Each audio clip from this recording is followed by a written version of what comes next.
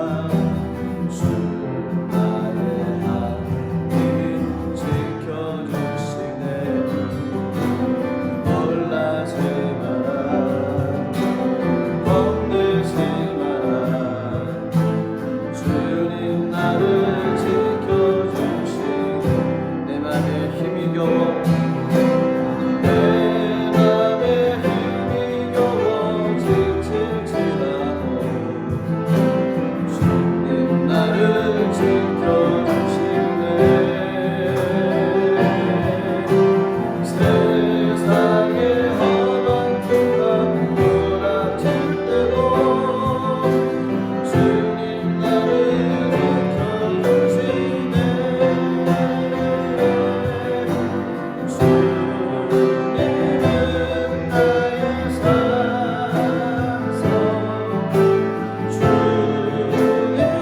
주님은 나의 요새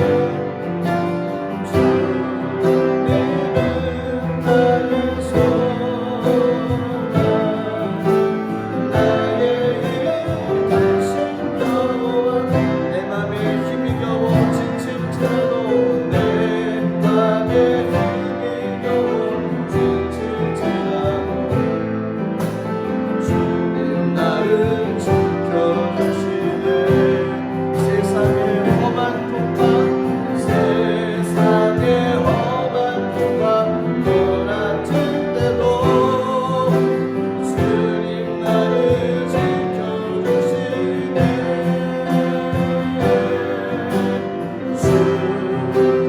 주님은 나의 산성 주님은 나의 요새 주님은 나의 소망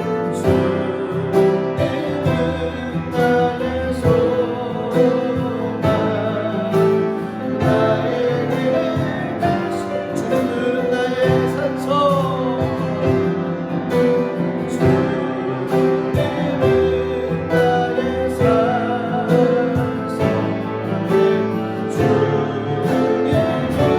나의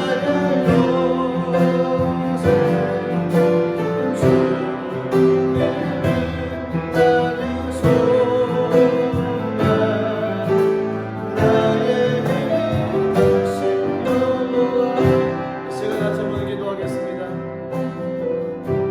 우연한 이 땅의 삶을 살아가는 동안에 내 힘에 겨워서 이길 수 없어서 이겨나갈 수 없어서 힘들고 고통 가운데 있는 분들이 계십니까? 또한 세상 풍파 가운데 지치고 넘어지고 쓰러져 일어날 힘이 없는 분이 계십니까? 여러 가지 문제로 인해서 답답함으로 삶을 살아가고 있는 분들이 계십니까? 오늘 찬양 가운데 말씀하시기를 주님만이 나의 생성이시오 주님만이 나의 요새시오 주님만이 나의 소망 되신다고 말씀하셨습니다. 우리가 그 말씀을 의지하여 이 시간 잠시 기도할 때 하나님 너무 힘들고 너무 지쳐 쓰러질 것 같은데 주님 바라보며 나가겠습니다. 세상 풍파가 다가와서 넘어뜨리고 힘들게 하고 좌절케 만드는데 낙심하지 않고 소망 되신 주님 붙잡고 삶을 살아가겠습니다. 주님께서 힘을 주시고 주님께서 이김을 허락하셔서 나의 삶을 통해서 하나님 영광 나타낼 수 있는 귀한 삶이 될 수 있게 달라고 우리 이 시간 믿음을 가지고 우리 주님의 이름을 세 번 부르고 우리 기도하겠습니다. 주여 주여 주여 하나님 아버지 우리에게 하나님의 놀라운 신 하나님의 은혜를 보여주시옵소서. 주님 하나님 아버지 주님의 영광이 나타나시고 내 삶 가운데 영광으로 내려주시옵소서. 하나님 아버지 세상 방 가운데 넘어지고 쓰러지는 모습 가운데 하나님 제 삶을 살아가고 있습니다. 하나님 아버지 주님만이 나를 살펴주시오 주님만이 나의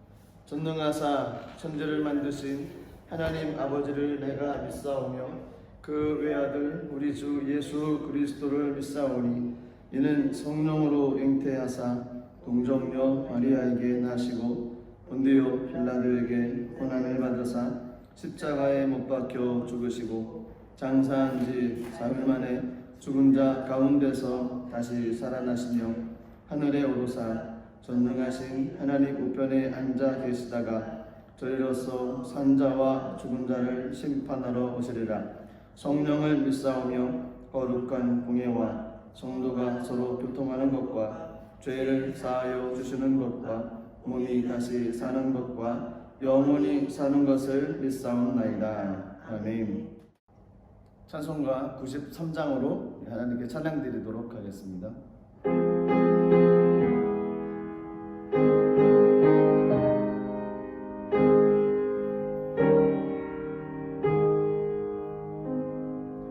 예수는 나의 힘이요 내 생명 되시니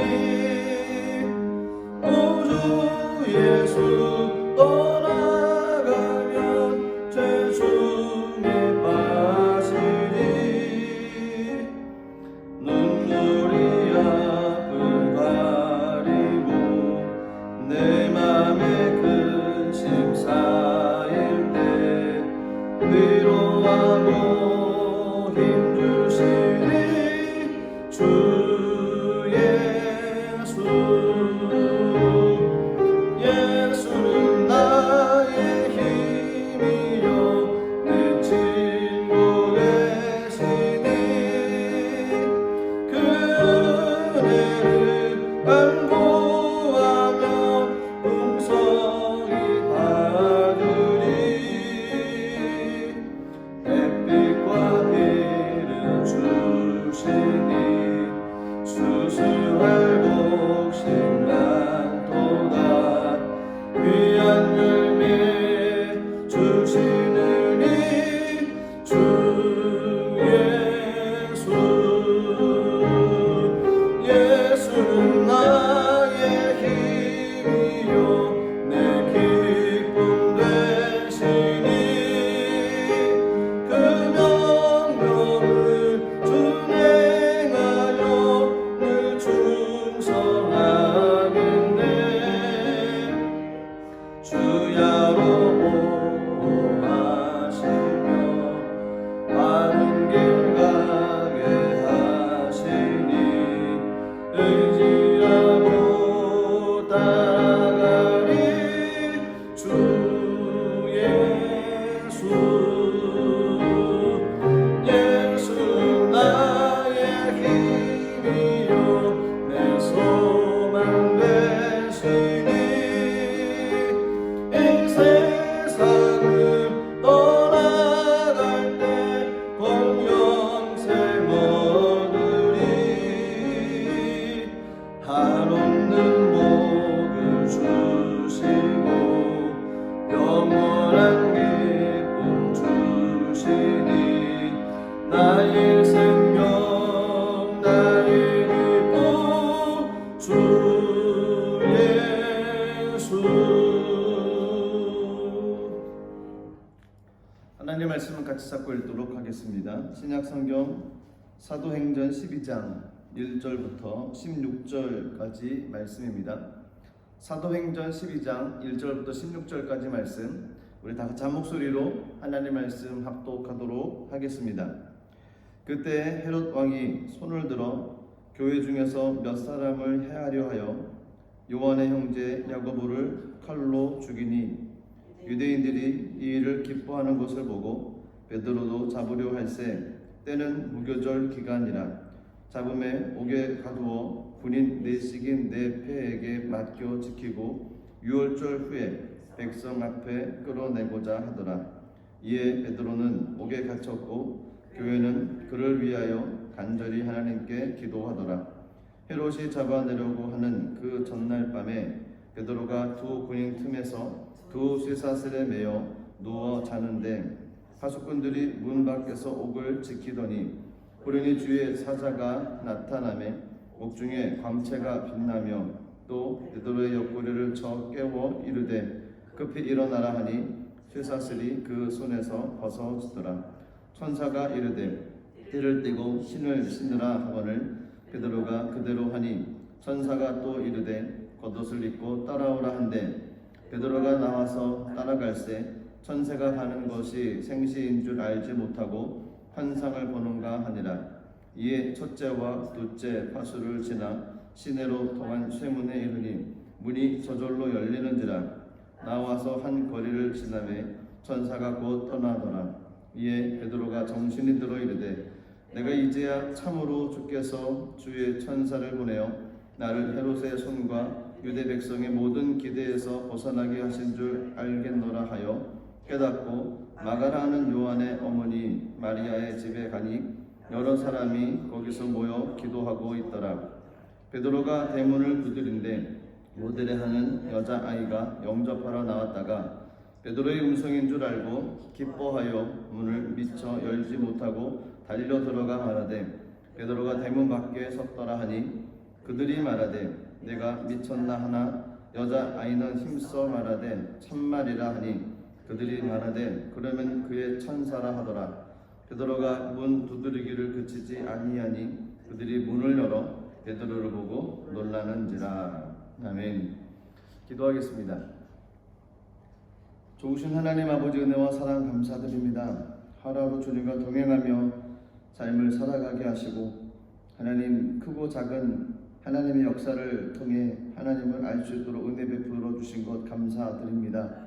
하나님 주님을 더욱더 많이 알아갈 수 있도록 도와주시고 주님께서 행하셨던 많은 일들을 통해서 그 모든 것들이 우리들이 현장의 삶에서도 동일하게 나타날 수 있는 귀한 은혜를 저희가 믿고 또 하나님 그러한 모든 것들이 우리 삶 가운데 나타날 수 있도록 은총을 베풀어 주시옵소서. 나라와 민족을 위해 기도할 때 하나님 나라와 민족을 붙잡아 주시고 또한 이 독일 땅 위에도 하나님 은혜를 내려주시며 몸된 제단 위에도 성령의 은혜를 베풀어 주시옵소서. 오늘도 말씀을 통해 말씀하신 하나님의 말씀을 듣고 하나님 마음을 품고 나가는 귀한 삶이 되게 하시고 말씀이 우리 삶 가운데 힘이 되어질 수 있도록 은혜를 내려주시옵소서. 감사드리며 예수님 이름으로 기도드리옵나이다. 아멘. 할렐루야. 주님을 사랑하십니까? 아멘. 하나님께서도 저 여러분들을 사랑하십니다. 사도행전 12장 1절부터 16절까지 말씀을 중심으로 해서 하나님께로 가는 것이 정답입니다 라는 제목으로 같이 말씀을 나누도록 하겠습니다. 오늘 본문의 내용을 읽어서 아는 것처럼 초대교회에 굉장히 위기가 닥쳐왔습니다. 그 위기는 다른 것이 아니라 사도들 중에 한 사람이었던 야고보 사도가 헤롯에 의해서 순교를 당했습니다. 야고보의 순교, 그 당시 기독교를 적대했던 유대인들을 굉장히 기뻐했습니다. 그러자 헤롯은 유대인들이 환심을 더 사기 위해서 여세를 몰아서 또 베드로를 잡아서 죽이고자 했습니다. 마침 그날이 공교롭게도 무교절이라 사형을 집행할 수가 없어서 다음날 집행하기로 하고 베드로를 옥에 가두어 넣습니다. 그런데 베드로가 옥에 갇혀 있을 동안에 놀라운 일이 일어났습니다. 베드로는 전혀 두려운 기색이 없이 깊은 잠에 빠졌고요. 천사가 나타나서 베드로의 옆구리를 쳐서 깨워야 할 정도로 베드로는 잠 가운데 들었고요. 하나님께서는 천사를 통해서 베드로를 일으켜 세우셨습니다. 그리고 띠를 띠고 신을 신으라, 겉옷을 입고 따라오라. 베드로는 이 천사의 이야기를 듣고서 꿈인지 생시인지 알지도 못한 채 그냥 천사를 따라 나갔습니다. 첫째, 둘째 파수를 지나서 성으로 통하는 쇠문이 앞에 있을 때 이 쇠문이 저절로 열리는 것을 또한 경험을 하게 되어지고요. 한참 가서 보니까 이 모든 것들이 현실로 자기 삶 가운데 이루어졌다는 것을 이제 나중에서야 알게 됐습니다. 베드로는 옥에서 나온 이후에 마가 요한의 어머니 마리아 집으로 달려갔습니다. 그리고 문을 두드렸습니다. 로데라 하는 여자아이가 나와서 베드로의 음성을 듣고서 너무너무 놀랐습니다. 문을 열어줘야 되는데 문을 열어주는 것도 잊어버리고 집 안으로 뛰어가 들어갔습니다. 베드로가 왔다고 얘기를 합니다. 사람들이 하는 얘기가 너 미쳤구나라고 얘기합니다. 지금 베드로는 옥에 있다. 네가 지금 무슨 소리를 하는 거냐? 네가 미친 거다. 로데는 굽히지 않고 진짜 베드로의 목소리를 들었다고 얘기했더니 그러면 아마 베드로의 천사일 것이다라고 로데 이 여자아이의 음성을 무시했습니다. 결국 베드로를 그들이 눈으로 보고 난 이후에 모든 것이 깜짝 놀랐다라는 것이 오늘 본문의 내용입니다. 이 성경 본문을 읽고 나서 정말로 이런 일이 일어날 수 있을까라는 생각이 좀 들었습니다. 여러분들의 생각은 어떻습니까? 한 사람이 옥에 갇혀 있는데 하나님의 천사가 그 사람을 옥에서 건져냅니다. 문이 저절로 열립니다. 사람들이 있고 간수들이 겹겹이 쌓여 있는데 천사로 말미암아서 모든 분들을 다 통과해서 옥에서 나올 수 있게 됐다는 겁니다.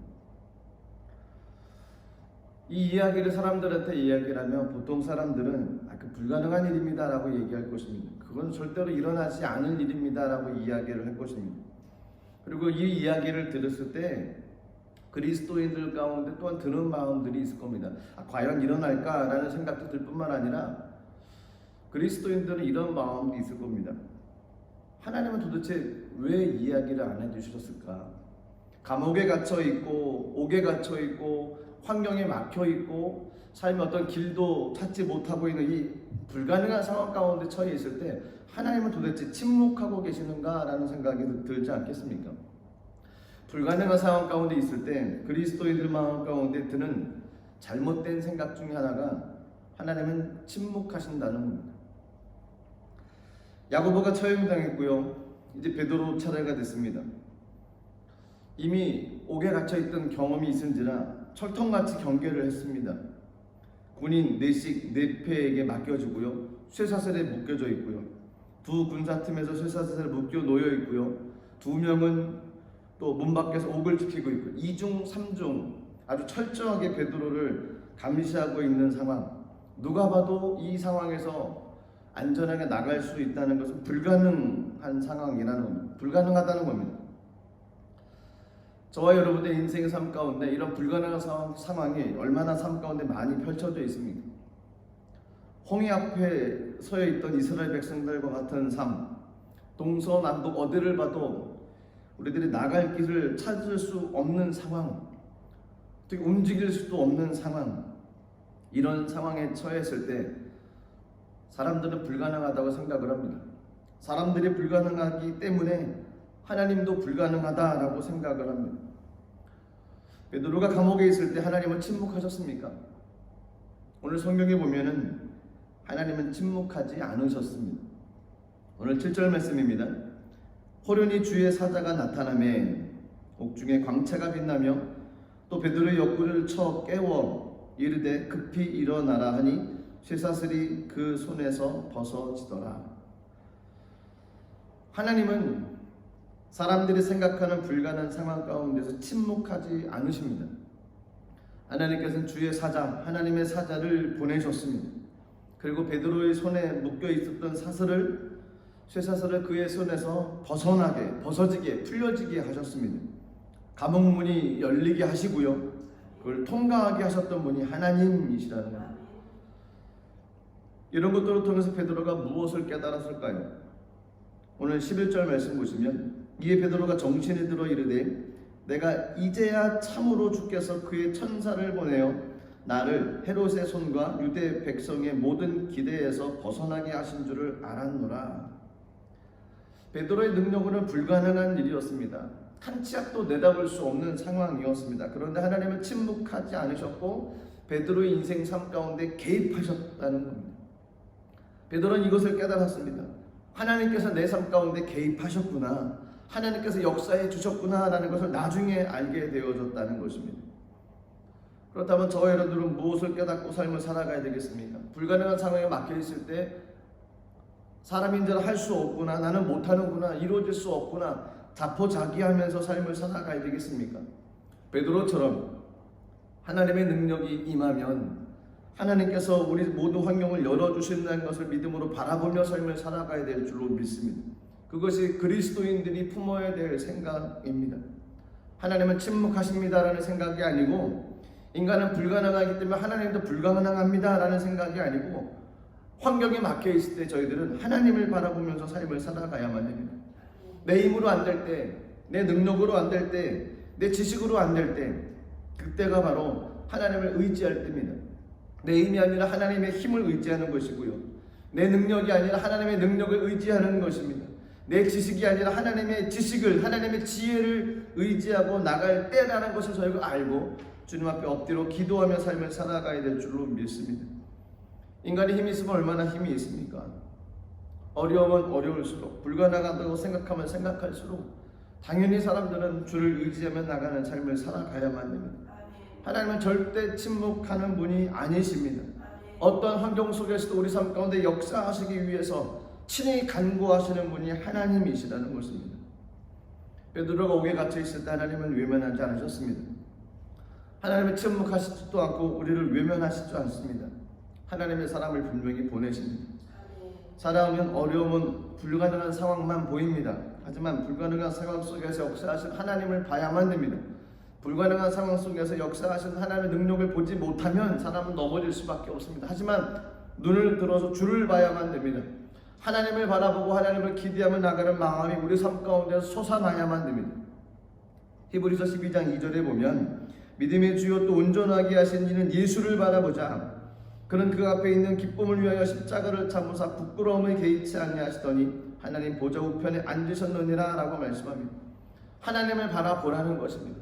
불가능한 상황에 있으십니까? 하나님을 보시기를 주님의 이름으로 축복합니다. 하나님을 바라볼 수 있도록 하나님께서 우리를 훈련해 나가시는 과정입니다. 되어지는지 막혀지는지 그것은 하나님께 맡기시고 주님을 바라보며 삶을 살아가야만 됩니다. 하박국 선지자가 백성들이 계속 고통을 받고 있습니다. 바벨론이라는 이 거대한 나라가 몰려오고 있습니다. 하나님, 우리들의 간구에 왜 응답하지 않으십니까? 악인들이 판을 치고 있습니다. 하나님, 왜 지켜보고만 계십니까? 응답해 주십시오라고 기도했던 것이 하박국 선지자입니다. 이에 하나님께서 하박국 2장 1절부터 4절까지 이렇게 말씀하십니다. 내가 내 파수한 곳에 서며 성루에 서리라. 그가 내게 무엇이라 말씀하시는지 기다리고 바라보며 나의 질문에 대하여 어떻게 대답하시는지 보리라 하였더니 야훼께서 내게 대답하여 이르시되 너는 이 묵시를 기록하여 판에 명백히 새기되 달려가면서도 읽을 수 있게 하라. 이 묵시는 정한 때가 있나니 그 종말이 속히 이르겠고 결코 거짓되지 아니하리라. 비록 더딜지라도 기다리라. 지체되지 않고 반드시 응하리라. 보라, 그의 마음은 교만하며 그의 속에서 정직하지 못하나 의인은 그의 믿음으로 말미암아 살리라 라고 말씀합니다. 하박국 선지자가 어떻게 하겠다고 다짐한 것입니까? 본연의 자세, 그가 있어야 될 위치에 서겠다는 겁니다. 내가 내 파수하는 곳에 서며 성루에 서 있겠다는 겁니다. 그럼 거기서 무엇을 하겠다는 것이겠습니까? 그곳에서 하나님께서 내게 무엇이라고 말씀하시는지를 기다리고 바라보겠다는 것입니다. 하나님께서 내가 드렸던 그 질문에 대해서 하나님께 뭐라고 대답하실 것인지를 기다리고 있겠다는 것입니다. 한마디로 얘기하면 하박국 선지자는 주님을 기다리고 주님을 바라보겠다는 것입니다. 하나님은 침묵하시는가? 라는 그런 의문 속에 하박국 선지자는 하나님을 바라보겠다고 고백을 합니다. 하나님께서 말씀하셨던 것을 보면 정한 때가 있다는 겁니다. 기다리라고 말씀하십니다. 반드시 응답이 있겠다라고 얘기를 하십니다. 그러면서 4절에 있는 마지막 절에 보면 의인은 믿음으로 말미암아 살리라 라고 얘기를 하십니다. 주님을 바라보며 믿음으로 나가는 삶, 그것이 극한 상황 가운데에서 불가능한 상황 가운데 놓여있는 저와 여러분들이 가져야 될 마음이라는 겁니다. 하나님은 침묵하시는가? 그렇지 않습니다. 그 마음을 버리고 하나님을 바라보며 나가기를 주님의 이름으로 축복합니다. 두 번째로 불가능한 상황 가운데 놓이다 보면 어떤 생각이 드냐면 예측하고 판단하게 됩니다. 근데 그 예측과 판단은 좋은 예측과 판단이 아닙니다. 사람은 모든 것이 무너져 있다 보니까 부정적인 생각이 먼저 나옵니다. 불가능한 상황 가운데서 부정적인 생각을 가지고 예측하고 판단합니다. 미리 그렇게 고백을 합니다. 근데 그리스도인들은 그런 삶을 살아가면 안 됩니다. 예측하고 판단하며 삶을 살아가는 것이 아니라 하나님 말씀을 신뢰하고 삶을 살아가야 하는 것이 저와 여러분들이 해야 될 모습입니다. 불가능한 상황이 다가오면 늘 다가오는 부정적인 생각, 그것에 사로잡히지를 말기를 주의 이름으로 축복합니다.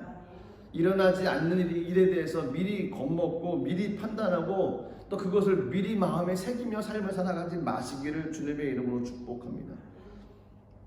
베드로도 그런 생각을 하지 않았겠습니까? 그가 감옥에 갇혀 있고요, 힘들고 이제는 앞날도 없고 나갈 일도 없고 나갈 수 있는 기력도 없을 때 얼마나 그 마음 가운데 포기하며 삶을 살아가는 마음이 얼마나 많았겠습니까? 이제 내 인생은 죽음이 끝이구나, 이제 시간만 지나면 내게 다가오는 것은 죽음이구나, 죽음의 위기 앞에 놓여있던 베드로였습니다. 그런데 주의 사자가 베드로를 깨우고 일어나라고 얘기를 합니다. 따라오라라고 얘기를 합니다.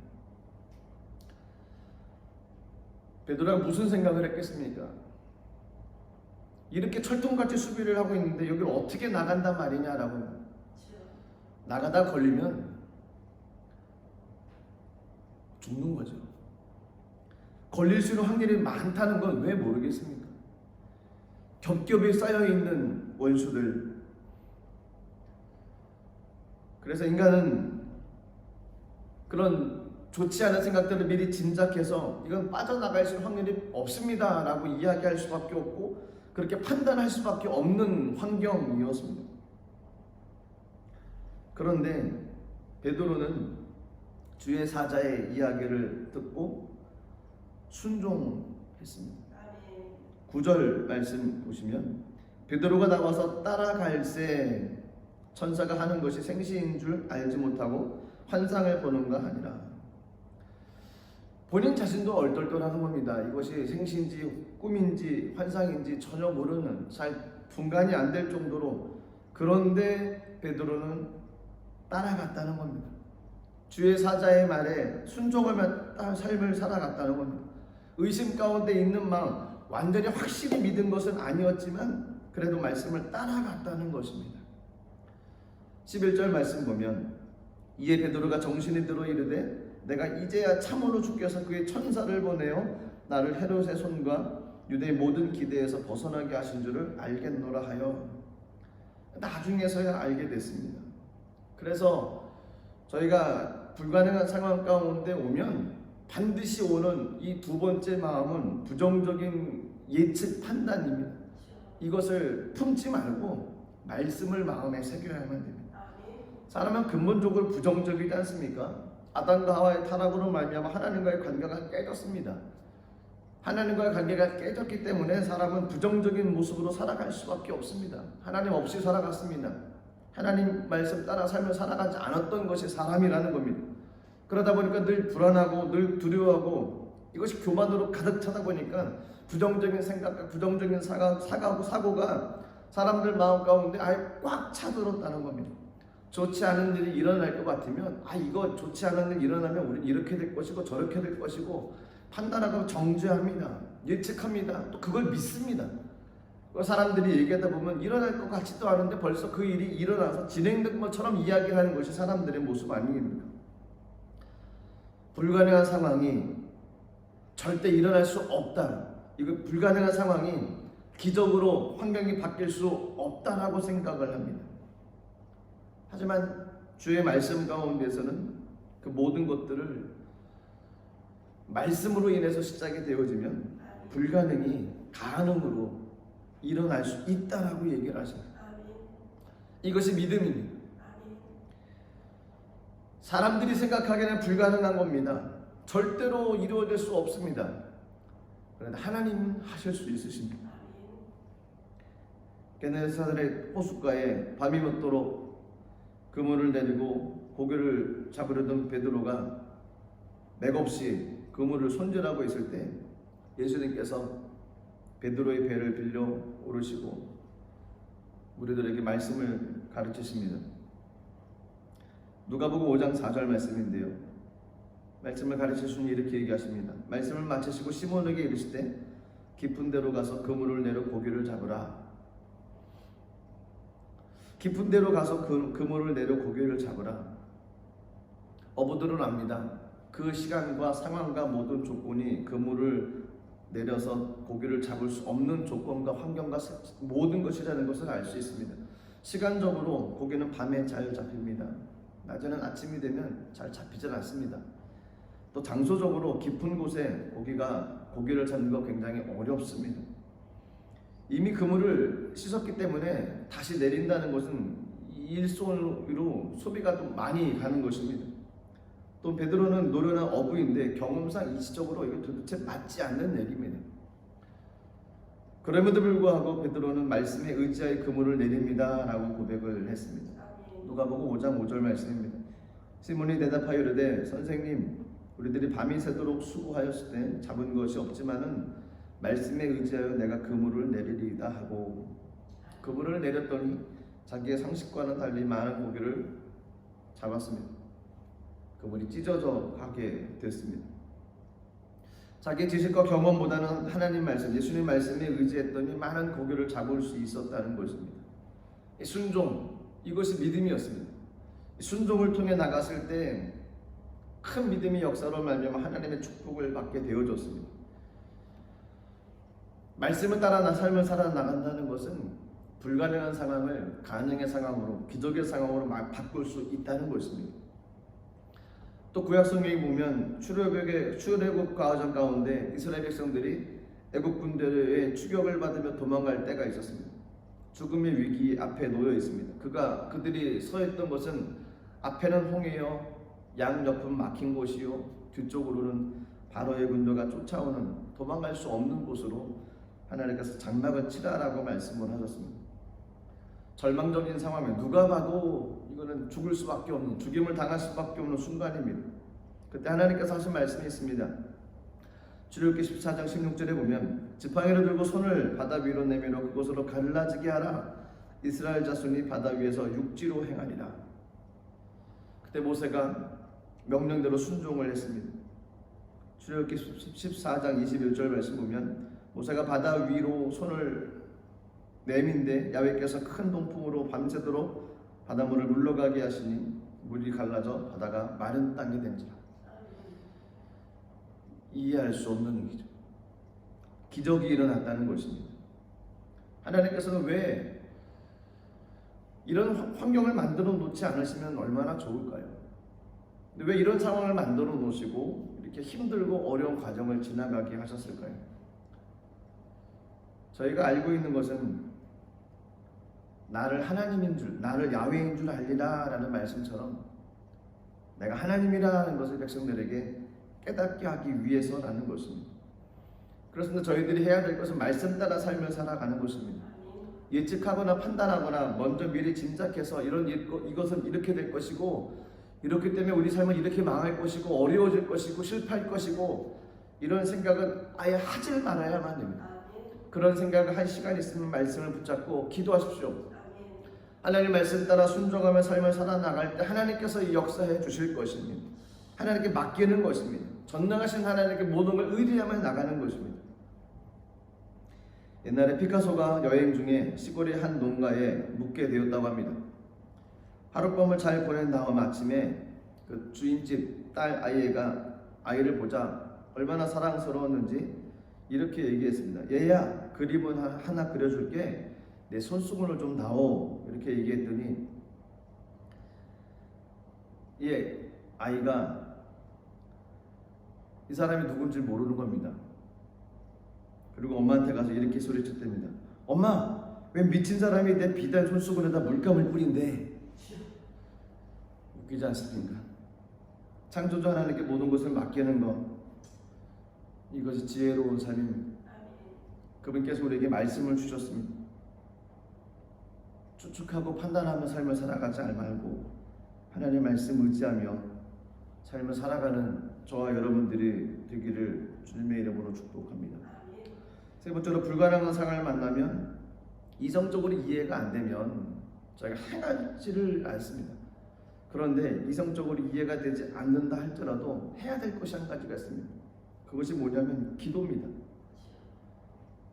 기도한다고 다 될까라고 이야기하는 사람도 있습니다. 기도하면 됩니다. 기도해야만 됩니다. 이성적으로 이해가 되면 기도하겠습니까? 그럼 이성적으로 이해가 되지 않으면 기도를 안 하겠습니까? 이성적으로 이해가 돼도 이해가 되지 않아도 저희들이 해야 될 것은 기도를 하는 것입니다. 그리스도인들이 기도를 빼놓으면 뭐 하겠습니까? 기도하며 삶을 살아가야 됩니다. 불가능한 상황이 놓여있다 할지라도 기도를 해야만 됩니다. 베드로가 옥에 갇혀 있을 때 뭐 했습니까? 오늘 5절 말씀을 보면 이에 베드로는 옥에 갇혔고 교회는 그를 위하여 간절히 하나님께 기도하더라. 베드로는 옥에 있었습니다. 밖에 있던 사람들은 그를 위해서 간절히 기도했습니다. 오늘 12절 말씀에도 보면 깨닫고 마가라 하는 요한의 어머니 마리아의 집에 가니 여러 사람이 거기에 모여 기도하고 있더라. 중요한 것은 기도하고 있었다는 겁니다. 기도하고 있었는데 그들이 믿지를 못하긴 했죠. 베드로의 음성을 듣고서도 그 여자에게 너 미쳤구나, 그 천사야 이렇게 얘기하지 믿지를 않았습니다. 어쨌든 기도하는 것을 놓치며 삶을 살아가면 안 됩니다. 이성적으로 이해가 되지 않고 환경적으로 납득이 되지 않는 모습이 있어도 기도해야만 됩니다. 기도할 때 하나님께서 겨자씨에 많은 믿음이 있어도 산을 옮길 수 있도록 하신다고 말씀을 하셨습니다. 하나님을 신뢰하며 나가는 그 믿음의 기도, 그 기도를 통해 하나님의 영광을 나타내는 귀한 삶을 살아가야 될 줄로 믿습니다. 이 웃지 못할 예화가 하나 있습니다. 많은 분들이 아시는 예화이기도 한데요. 이런 예화가 있습니다. 어느 교회 옆에 술집이 하나 들어왔습니다. 이 술집은 밤마다 노래소리로 시끄러웠고요. 교회는 늘 소음에 시달려야만 했습니다. 견디다 못해서 교인들이 모여서 회의를 시작을 했습니다. 술집이 잘 안 돼서 그것을 떠나도록 기도하자고 결론을 내렸고요. 특별 기도회가 열렸습니다. 술집의 장사가 잘 안 돼서 떠나거나 문을 닫도록 해달라고 온 교회가 밤낮으로 부르짖기 시작을 했습니다. 그런데 놀라운 사실은 기도를 시작하면서 술집은 점점 손님의 발길이 끊어지고 매상이 오르지 않고 결국 문을 닫을 지경에 이르렀습니다. 어디로부터인가 이 이야기를 듣게 된 이 술집 주인이 화가 나서 교회 목사님을 상대로 손해배상 청구 소송을 냈습니다. 당신들이 기도해서 장사가 엄청난 타격을 입었고 손해배상하라는 것입니다. 드디어 이 교회 목사님이 법정에 서게 됐는데 술집 주인은 계속 똑같은 주장만 폈고요. 이 목사님은 이렇게 얘기했답니다. 세상에 기도한다고 가게가 망하다니 그건 말도 되는 일이 아닙니다 라고 이야기를 폈답니다. 이 재판장은 이 어려운 문제를 심사하다가 결국 이런 재판을 내겠답니다.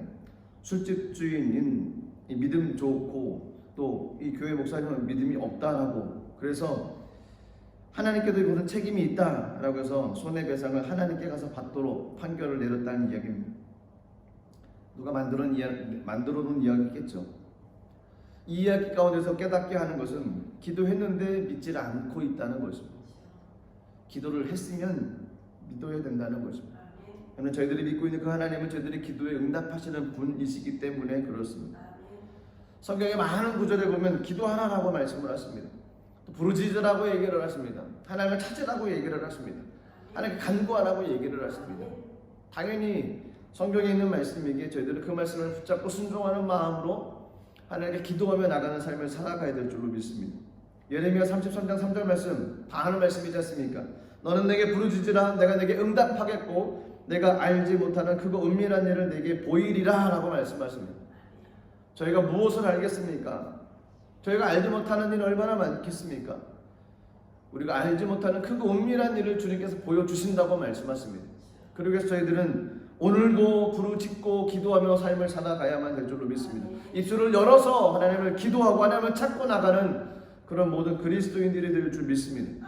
마가복음 7장 7절에서 8절까지 말씀 보시면 구하라 그리하면 너에게 주실 것이요 찾으라 그러면 찾아낼 것이요 문을 두드리라 그러면 너희에게 열릴 것이니 구하는 이마다 받을 것이요 찾는 이가 찾아낼 것이요 문을 두드리는 이에게 열릴 것이니라 라고 말씀하십니다. 구하지 않으면 받을 수 없습니다. 찾지 않으면 찾아낼 수 없습니다. 문을 두드리지 않으면 문이 열리지 않는다는 것입니다. 구하는 사람이 또 찾는 사람이 문을 두드리는 사람이 은혜를 받고 응답을 받을 수 있다는 것입니다. 사과나무 밑에서 사과나무가 떨어질 때까지 기다리는 그런 오류를 범하지 마십시오. 하나님께 이 세상 모든 것을 아시는데 하나님께서 알아서 다 해주시겠지라고 생각하면서 기다리지 마십시오. 구하고 찾고 두드리며 삶을 살아가야 될 줄로 믿습니다.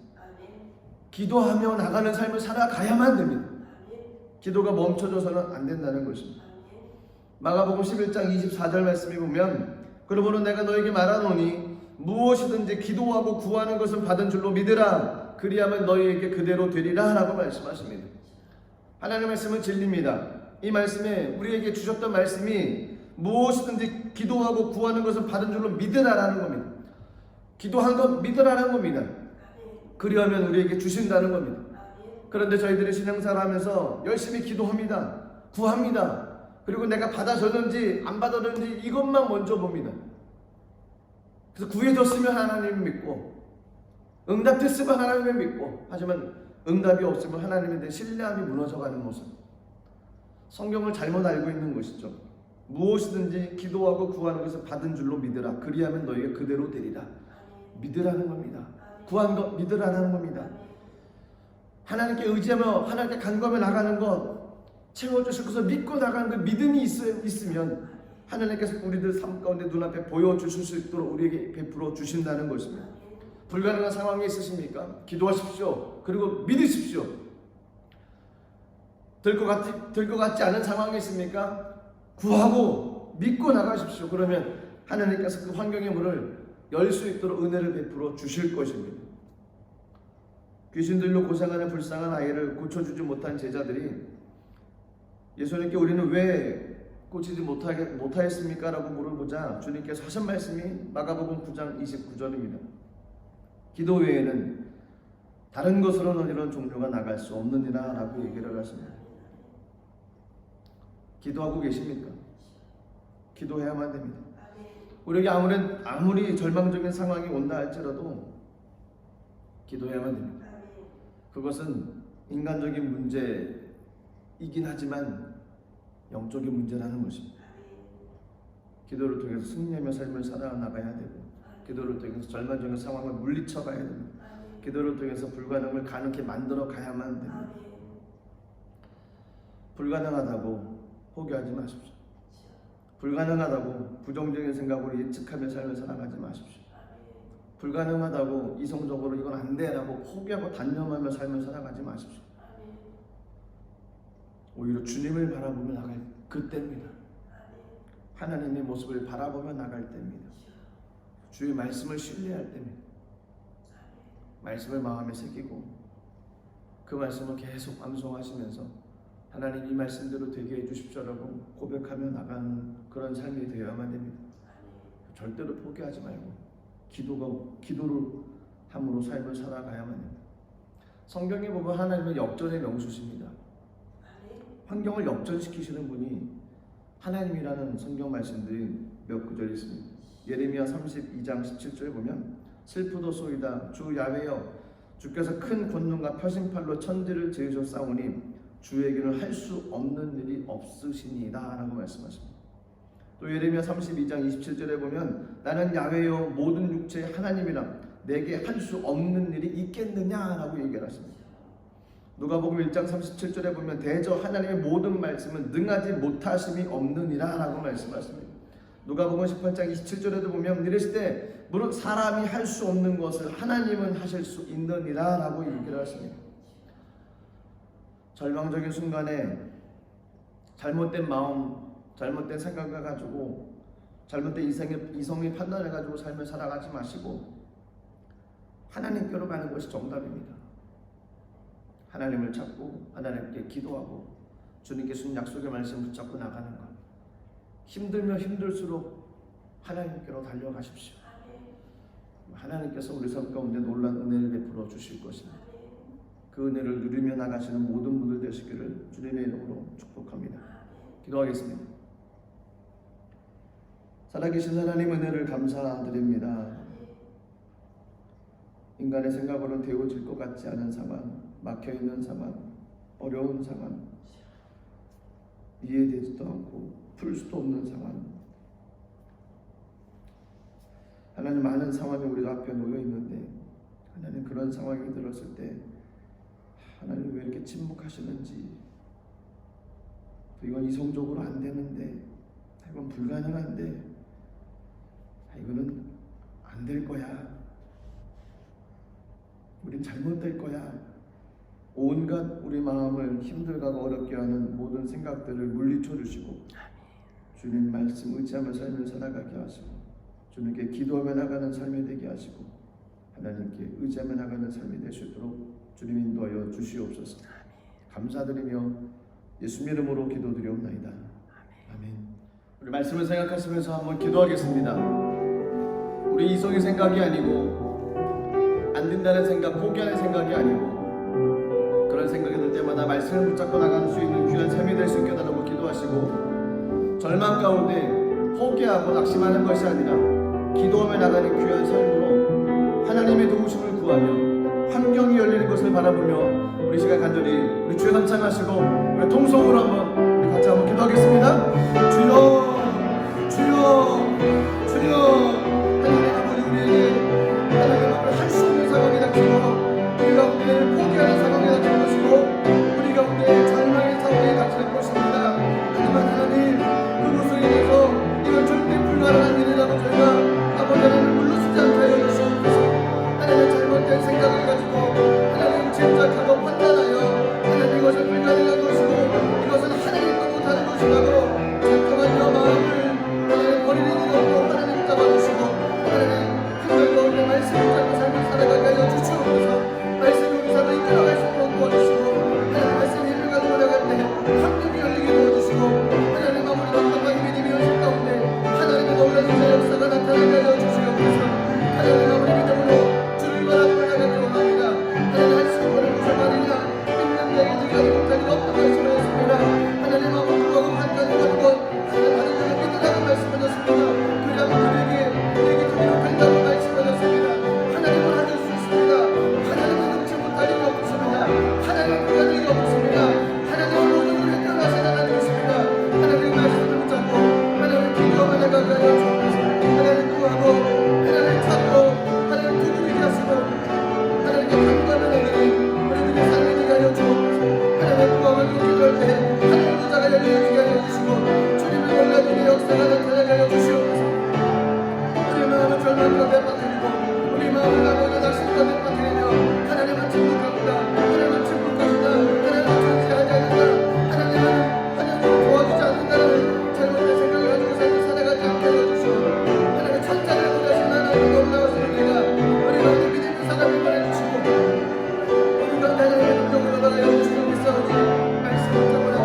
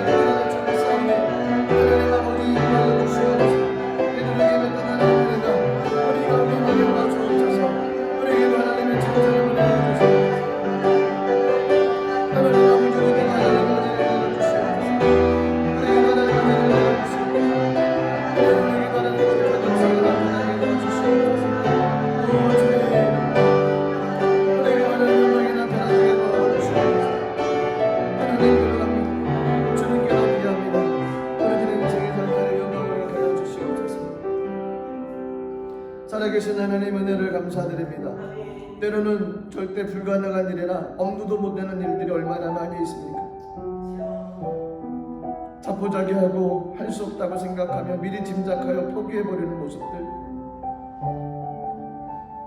이성적인 생각으로도 길이 열려질 것 같지 않아서 낙심하고 절망에 빠지는 우리들의 마음들, 하나님은 어디 계시는지, 하나님을 마치 침묵하고 계시는 것처럼 느껴지는 현실 가운데 하나님, 베드로에게 임했던 하나님의 은혜가 임하게 하여 주시옵소서.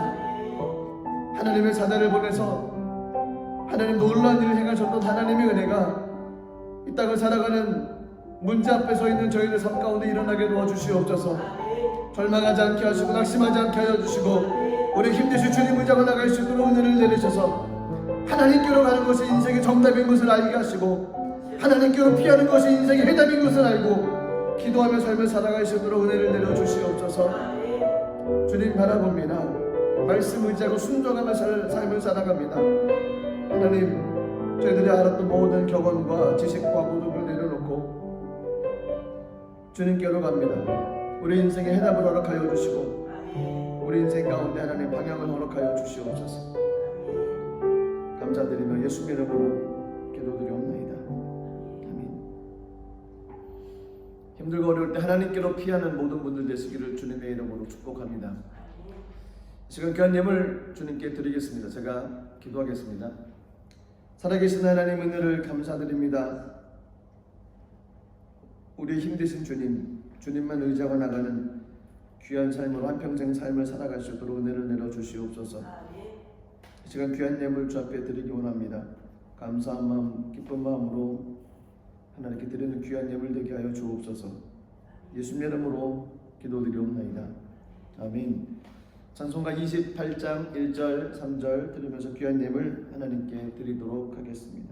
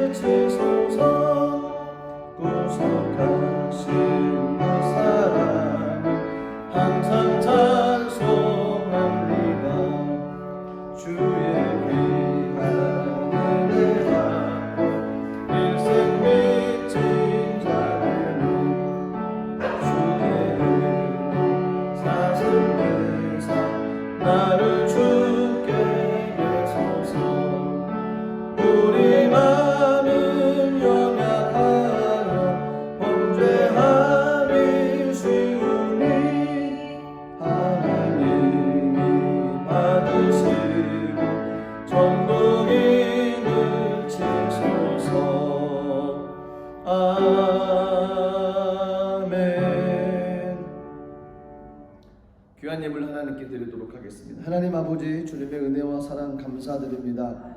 말씀 의지하며 삶을 살아나가는 우리 삶이 되게 하여 주시옵소서. 하나님 포기하지 않게 하시고 말씀 붙잡고 순종하며 주님께 기도하며 주님 바라보며 나가는 귀한 삶 되게 하여 주시옵소서. 귀한 예물 주님께 올려드립니다. 하나님 기쁜 마음으로 드린 예물 위에 하나님 축사하셔서 하나님 나라 온전히 쓰임받는 귀한 예물 되게 하여 주시고 드리는 손길 위에 30배, 60배, 100배로 채우셔서 그들의 삶 가운데 하나님 물질에 부족함이 없도록 하나님의 놀라우신 은혜가 임할 수 있도록 복의 복을 더하여 주시옵소서. 예수님의 이름으로 축복하며 기도드리옵나이다. 아멘.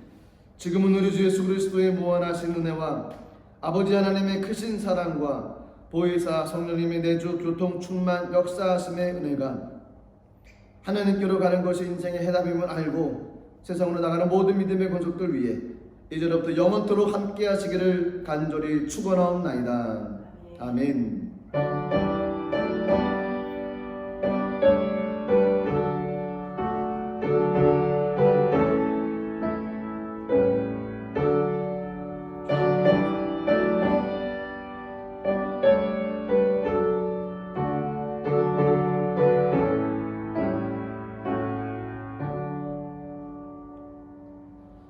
말씀 하나님께 영광의 박수로 드리겠습니다. 할렐루야.